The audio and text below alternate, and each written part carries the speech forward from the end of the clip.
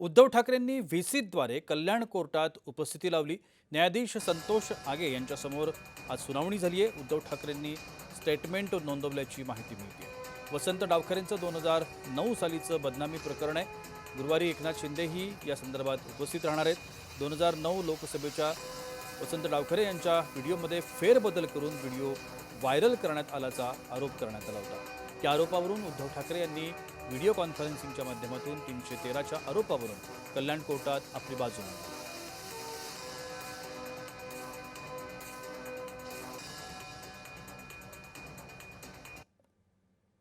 उद्धवजी ठाकरे साहेब जे आहेत ते व्हीसीद्वारे न्यायालयात हजर झाले आणि व्हीसीद्वारे न्यायालयात हजर होऊन त्यांनी त्यांची प्रश्नावली जी होती त्यांची उत्तरं त्यांनी दिलेली आहेत। सदरच्या प्रश्नावलीमध्ये एकूण 30 ते 32 प्रश्न विचारण्यात आले। सदरची केस खोटी आहे आणि खोट्या केसमध्ये अडकवलेले आहे अशा प्रकारची उत्तरं त्यांनी दिलेली आहेत। उद्या यामध्ये आनंदजी परांजपे साहेब स्वतः वैयक्तिकरित्या उपस्थित राहणार आहेत।